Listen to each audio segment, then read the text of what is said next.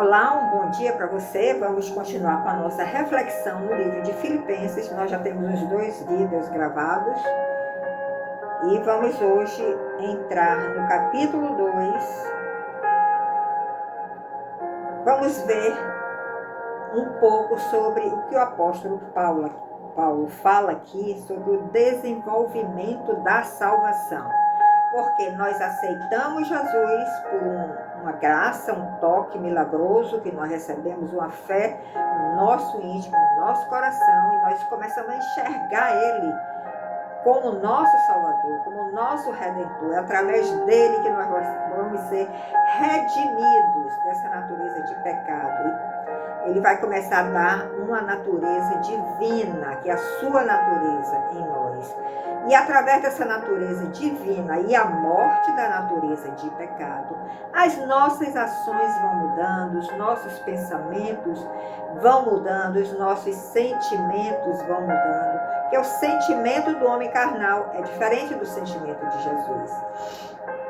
As atitudes do homem carnal é diferente das atitudes de Jesus.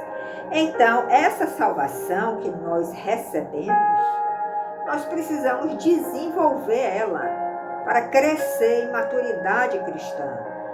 Nós já somos salvos. Se recebemos essa revelação de que Jesus é o nosso Salvador, nós já estamos com a porta dos céus aberta para entrarmos na eternidade de Deus. Mas vamos entrar muito pequenininhos se nós não desenvolvemos esta salvação, para que nós cresçamos em estatura espiritual. E a Bíblia diz que nós devemos ter esta meta, este desejo de chegar à estatura do varão perfeito. Quem é o varão perfeito? É Jesus. Ele é perfeito em tudo. Não há pecado algum nele. Quando ele esteve aqui na terra, o Deus que se fez carne e que recebeu o nome de Jesus, ele nunca pecou. Nunca pecou. Ele era um varão perfeito. É esta estatura que nós devemos perseguir. Para isso, precisamos desenvolver a nossa salvação. Já cremos em Jesus? Já estamos salvos, já entramos no céu. Nós não vamos mais para o inferno? Exatamente. Mas você está muito pequeno em estatura espiritual. Você precisa desenvolver esta salvação que você recebeu. Então vamos ver quais são as recomendações do apóstolo Paulo aqui no livro de Filipenses, capítulo 2, de 12 a 18. Ele está escrevendo esta carta e ele se refere: assim, pois, amados meus. Veja como o apóstolo Paulo aí já estava tendo uma transformação muito grande, a forma como ele fala, como ele se dirige ao seu próximo. Amados meus. Nós só fazemos isso quando nós estamos sendo transformados, não é verdade? Com tanto amor, com tanta delicadeza, com tanta gentileza.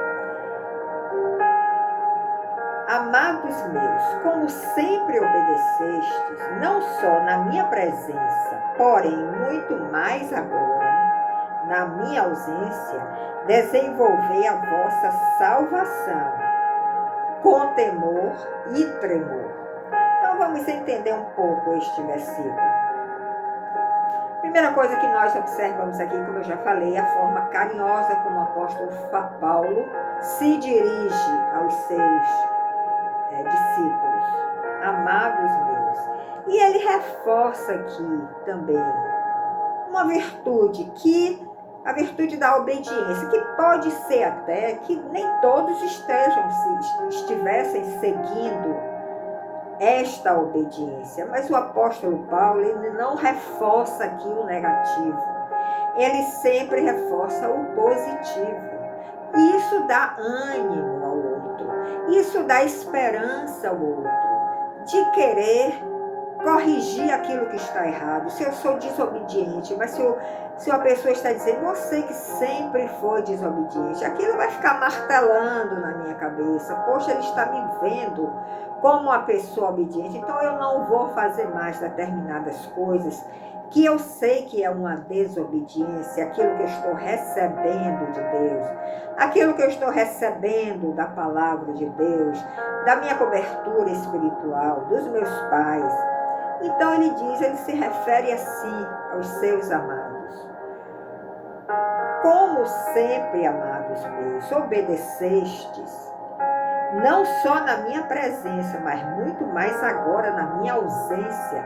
Ele reforça de novo, porque ele sabe que o homem carnal, e nós ainda temos natureza carnal, mesmo quando aceitamos a Jesus, ainda temos uma natureza carnal, vivemos essa guerra dentro de nós, né? Nós sabemos o que é certo, mas às vezes fazemos o que é errado. E na ausência nós temos a possibilidade, a probabilidade de ser mais desobedientes do que na presença, porque na presença nós queremos manter aquela imagem de pessoas obedientes. Então ele está dizendo, como sempre obedecestes, não só na minha presença, mas muito mais agora na minha ausência. Então é uma psicologia boa de ser usada, na verdade. Aí ele dá a recomendação. Depois que ele levou aquela pessoa, que ele despertou aquela pessoa para as suas condutas, ele diz, desenvolvei a vossa salvação. Não se prenda só àquele momento que você recebeu esta graça salvadora. Que os seus olhos espirituais foram abertos para você crer em Jesus Cristo como seu Salvador. Mas se preocupe em desenvolver esta salvação. Mas desenvolva desta forma. Com temor, temendo sempre a Deus. Quer desenvolver do seu jeito. Tem que ser com temor, tem que ser com reverência para não ofender ao Senhor. E também com tremor. Por quê? Porque quando nós nos colocamos diante de Deus, Ele, por ser um ser puro, sem qualquer pecado, santo, santo e santo, e nós sendo ainda pecadores, nossa carne treme. Então desenvolva a sua salvação com temor e com tremor. No verso 13, ele chama atenção para uma coisa muito importante. Porque Deus é quem efetua em vós tanto o querer como o realizar segundo a sua boa vontade. Ou seja, não ache que você vai desenvolver a sua salvação pela sua grande força e capacidade, pelos méritos que você tem como uma pessoa obediente, como uma pessoa zelosa. Ele está dizendo, não, tenha temor e tremor, porque quem vai efetuar em vós este desenvolver da salvação é Deus, não é você. Você não tem capacidade para isso. É Deus quem efetua em vós tanto o querer como o realizar, segundo a sua boa vontade. Então é pela boa vontade de Deus que nós vamos realizar algo, que nós vamos querer ser de alguma forma, porque é Ele que vai efetuar em nós tanto o querer como o realizar. Você está entendendo que em tudo nós precisamos desenvolver essa relação com Deus? Porque se nós fizermos pelos nossos próprios méritos, será um desastre. Vai entrar orgulho no nosso coração, nós vamos achar que somos pessoas maravilhosas. E nós só seremos pessoas maravilhosas se nós tivermos a Cristo em nós. Verso 14, uma outra instrução muito importante. Fazei tudo sem murmuração e sem contendas, sem brigas, sem reclamação, sem briga. Faça com o espírito manso, faça com o espírito pacífico, faça com o espírito cheio de amor. Porque a nossa natureza carnal, a nossa natureza humana tem a tendência de murmurar, tem a tendência de reclamar, tem a tendência de criar contendas, atritos, brigas. Faça tudo sem contenta, de uma forma pacífica, de uma forma amável, graciosa, demonstrando e manifestando o amor que você tem recebido de Jesus, porque é Deus quem vai efetuar em você tanto o querer como o realizar. Está percebendo onde Deus está querendo chegar? Qual o entendimento que Ele quer nos dar? No verso 15, o apóstolo Paulo diz: se vocês fizerem tudo isso desta forma, como estou falando, vocês se tornarão irrepreensíveis. Vocês se tornarão pessoas sinceras, filhos de Deus inculpáveis, no meio de uma geração pervertida e corrupta. Ou seja, se nós nos entregamos a Cristo de uma forma verdadeira, de coração aberto, opera em mim, Senhor, o teu querer e o teu realizar. Então, nós vamos fazer todas as coisas através deste caráter de Cristo. E por isso, nós nos tornaremos pessoas irrepreensíveis, porque nós não vamos fazer nada de errado. Nós vamos fazer tudo de forma correta. Nós seremos vistos como pessoas sinceras, porque não vai haver hipocrisia no nosso coração. Vai haver uma sinceridade no nosso coração, naquilo que nós estamos fazendo. E nós nos tornaremos, seremos pessoas inculpáveis. Por quê? Porque é Deus que está operando em nós, o seu querer, o seu realizar. Não é a nossa vontade carnal humana. Nós seremos pessoas inculpáveis diante de uma geração que está pervertida e está corrupta. E nós vamos resplandecer diante desta geração como luzeiros no mundo, pessoas que emitem a luz de Cristo. A luz de Cristo começa a resplandecer no nosso rosto. Nós nos tornaremos luzeiros do mundo e no mundo, refletindo esta luz de Cristo através de toda esta forma de nós sermos, de nós agirmos. Verso 16. Preservando a palavra da vida. Desta forma você vai estar preservando dentro de si a palavra da vida. Para que no dia de Cristo, dia do Senhor, o dia que Ele vai voltar na sua segunda vinda, eu me glorie no que não corri em vão, nem me esforcei inutilmente. Ou seja, neste momento da vinda de Cristo, se eu tenho essas atitudes, se eu deixo que Deus opere em mim o seu querer e o seu realizar, no dia da vinda de Cristo, da segunda vinda, eu vou me gloriar.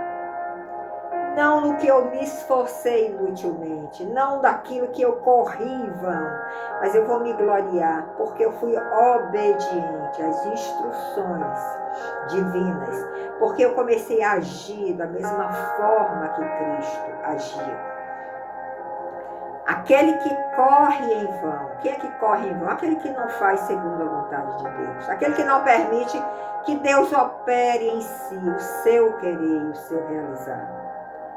Então, no dia da segunda vinda de Cristo, no dia de Cristo, Ele vai se gloriar de quê?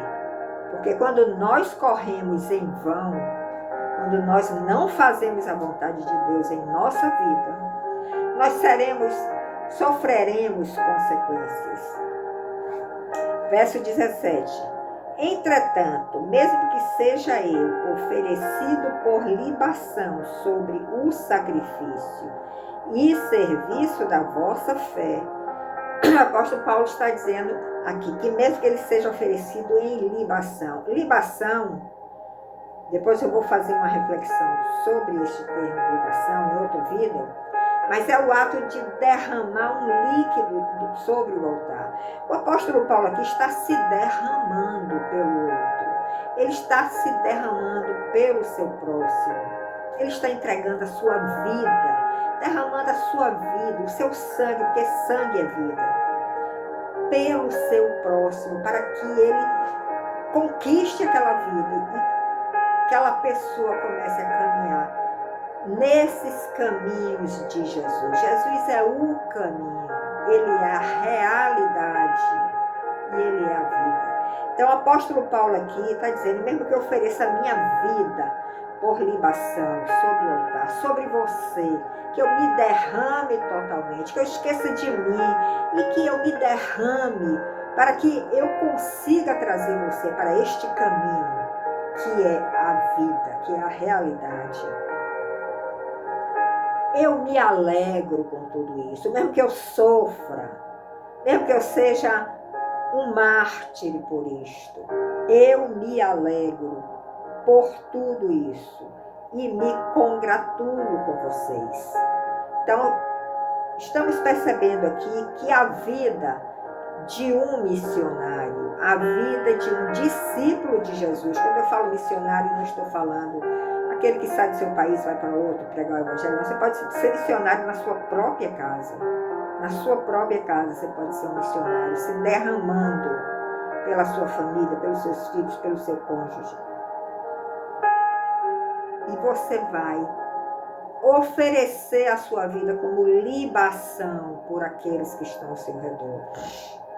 E quando você começar a ver que aquelas pessoas foram tocadas por esta vida que você está derramando por ela, através do querer e realizar de Deus, você vai se alegrar muito. Não vai ter melhor presente para você do que você enxergar essa transformação que está acontecendo na vida do outro através da sua própria vida sendo derramada. Verso 18. Assim vós também, pela mesma razão, alegrai-vos e congratulai-vos comigo. Ou seja, da mesma forma como ele estava derramando a sua vida sobre aqueles discípulos que ele formou, ele estava pedindo o retorno daquelas pessoas.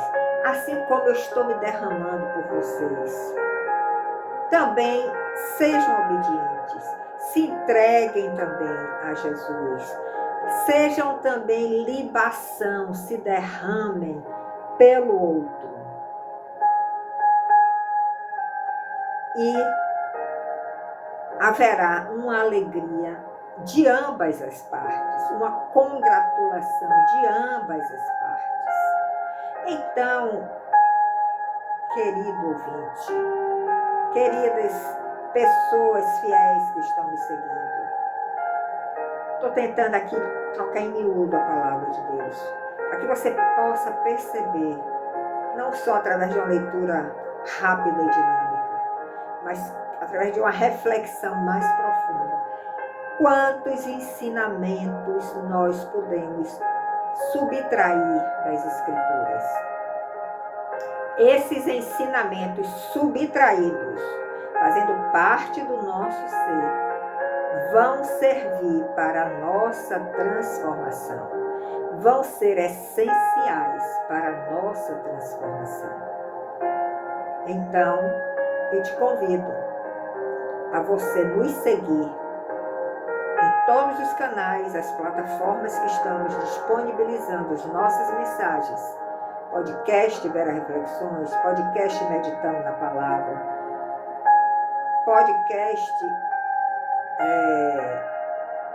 Reflexões com Vera Jones, temos 3 podcasts.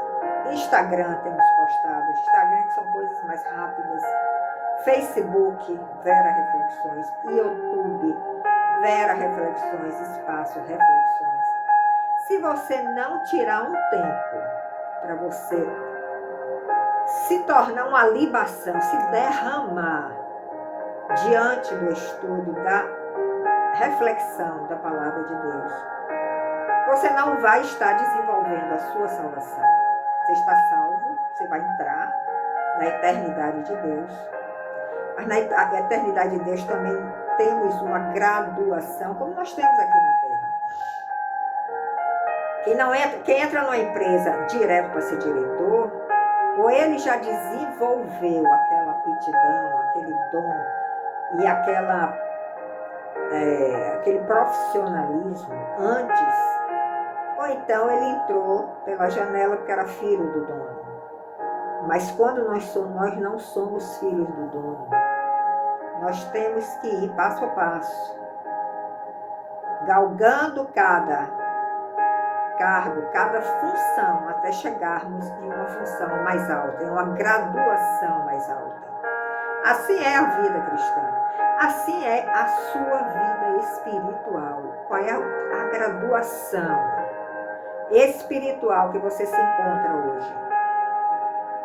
Você está desenvolvendo a sua salvação através do estudo deste livro maravilhoso e precioso que é a palavra de Deus, que é a Bíblia. E através de mensagens que você possa ouvir de pessoas que também estão se derramando para extrair esses ensinamentos, para extrair este conteúdo que às vezes está tão escondido que nós só conseguimos perceber quando nós realmente nos entregamos como libação, nos derramamos diante desta palavra viva, maravilhosa que está no livro que se chama Bíblia, o livro mais lido em todo o mundo. Muito obrigado pela sua companhia, pela sua fidelidade. Insista, não desista, seja persistente, seja perseverante. Mesmo na hora do desânimo, vai, pega a mensagem, ouça, pega a Bíblia, ouve por áudio ou leia. Não deixe que o desânimo tome conta de você, porque o príncipe deste mundo a cada dia quer nos desanimar. A cada dia quer nos desanimar. E procure sempre estar inserido, fazendo parte de uma congregação, porque isso ajuda muitíssimo. Você sozinho não vai galgar o que você conseguiria se você estiver participando e sendo membro de uma congregação. Um bom dia para você, um dia abençoado na presença do Senhor com a sua família. No próximo domingo nós nos encontraremos. Aguardo você com perseverança e com vontade de aprender e absorver os ensinamentos do nosso Deus. Até lá!